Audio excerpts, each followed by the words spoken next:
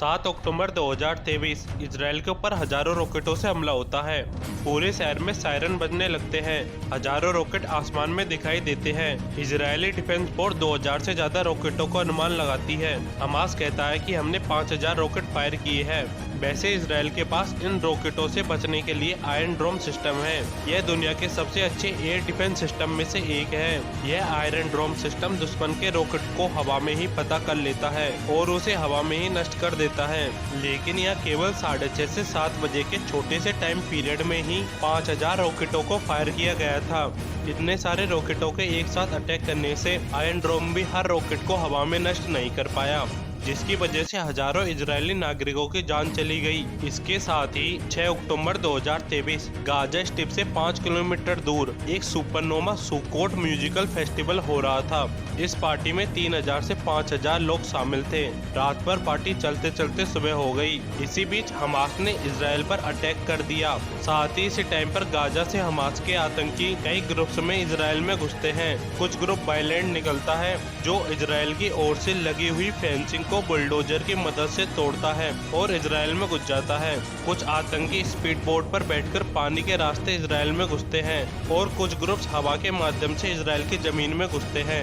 इसी बीच एक group Gaza में ही बैठकर इजराइल के ऊपर हजारों रॉकेटों से अटैक करता है। इजराइल के अंदर ये आतंकवादी घुसते ही जो दिखता है उसको मारना शुरू कर देते हैं, चाहे वह छोटा बच्चा हो, औरत हो या कोई बूढ़ा इंसान।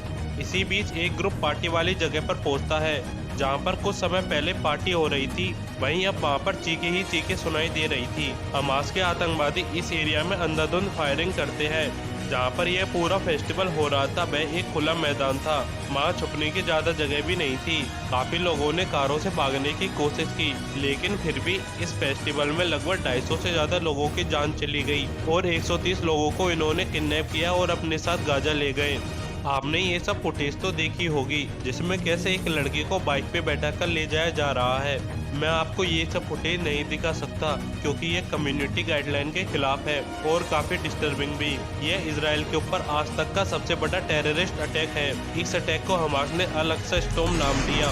इसके रिस्पॉन्स में इजराइल ने तुरंत ही हमास के ऊपर काउंटर अटैक करना शुरू कर दिया। लगभग 1000 से ज्यादा मिसाइल गाजा पर फेंकी गई।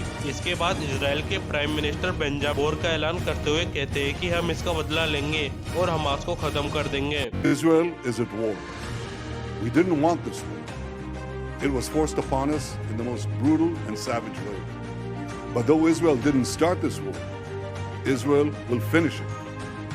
Once the Jewish people were stateless, once the Jewish people were defenseless, no longer. Hamas will understand that by attacking us, they've made a mistake of historic proportions. We will exact a price that will be remembered by them and Israel's other enemies for decades to come. अब Israel Gaza को चारों तरफ से घेरना चाहता है। इसके लिए Israel ने गाजा में जाने वाले वाटर, इलेक्ट्रिसिटी और फूड सप्लाई सभी पर रोक लगा दी। इसी के साथ इजराइल के भी चारों ओर से अटैक होना शुरू हो जाते हैं। 9 अक्टूबर को लेबनान के अंदर जो हिजबुल्लाह था उसने भी अटैक शुरू कर दिया।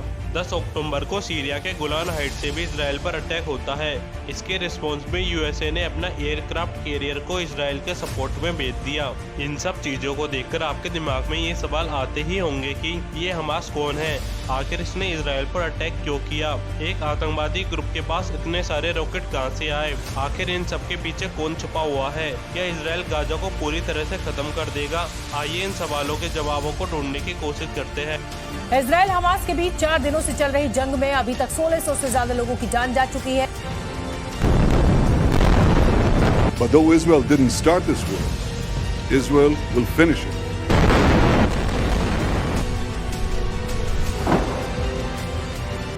हमास क्या है? हमास एक आतंकवादी ग्रुप है जो गाजा पट्टी से ऑपरेट करता है। इसकी स्थापना साल 1987 में शेख अहमद ने की। इस संस्था को बनाने का मेन कारण यही था कि किसी भी तरह से इजराइल के कब्जे से फिलिस्तीन को आजाद कराना और वहां पर अपनी खुद की इस्लामिक कंट्री बनाना। इसके लिए हमास ने 2 ग्रुप बनाए, जिनमें से एक ग्रुप का मकसद राजनीतिक तरीके से फिलिस्तीन को आजाद कराना और दूसरे ग्रुप का मकसद आतंक के सारे इजराइल को कमजोर करना था। यह ग्रुप इसराइल को विश्व के नक्शे से मिटाना चाहता है, इसलिए यह इसराइल की एग्जिस्टेंस को ही नहीं मानता। इसी हमास के ऊपर इसराइल में कई हमले करने और हजारों लोगों को मौत के घाट उतारने का आरोप है। आज भी इसराइल में होने वाले हर एक हमले के पीछे कहीं न कहीं इसी ग्रुप का हाथ होता है। आखिर हमास ने इसराइल पर अटैक क्यों किया? हमास के इसराइल पर अटैक करने के वैसे तो कई कारण हैं, फिर भी हमास के अल-अक्सा स्टॉर्म अटैक का कारण 2021 में अल-अक्सा मस्जिद में हुए विवाद का बदला बताया जा रहा है।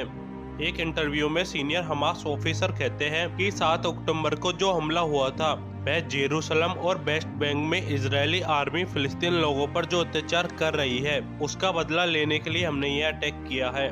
लेकिन आपके दिमाग में यह तो सवाल आ रहा होगा कि फिलिस्तीन जो इतना गरीब देश है, जिसके पास अपनी आबादी को सही से खाना देने के लिए भी पैसे नहीं हैं, उसके पास इतने सारे रॉकेट कहां से आ जाते हैं? आखिर कौन इनका सपोर्ट कर रहा है? वैसे ज्यादातर कंट्रीज हमास को आतंकवादी ग्रुप मानती है, फिर भी हमास को कई सारी अरेबिक कंट्रीज से डायरेक्ट सपोर्ट मिल रहा है, खासकर ईरान से। माना जा रहा है कि हमास के इस अटैक के पीछे ईरान का ही हाथ है। ईरान ने खुलकर हमास के इस अटैक का समर्थन किया है और इसे इसराइल की गलती बताया है। Israel attack on Gaza. Hamas के अल-अक्सा स्टॉर्म अटैक के रिस्पॉन्स में इसराइल ने गाजा के नक्शे को पूरी तरह बदलने का मन बना लिया। हमास के 5000 रॉकेट के बदले में इसराइल ने अब तक 6000 से ज्यादा रॉकेट को गाजा पर फायर कर दिया, जिससे गाजा का अब ये हाल हो गया।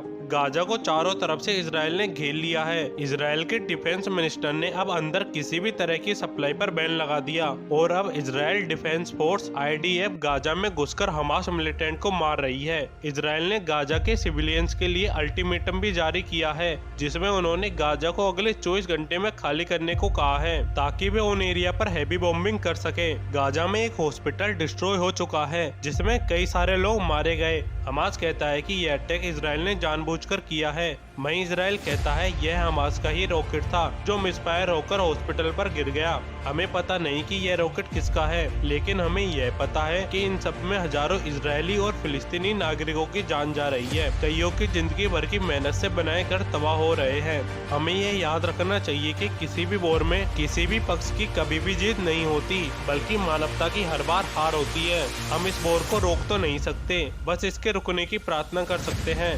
दोस्तों, ऐसे वीडियो बनाने में बहुत मेहनत लगती है। यदि आप हमें सपोर्ट करना चाहते हैं तो प्लीज हमारे चैनल को लाइक, शेयर एंड सब्सक्राइब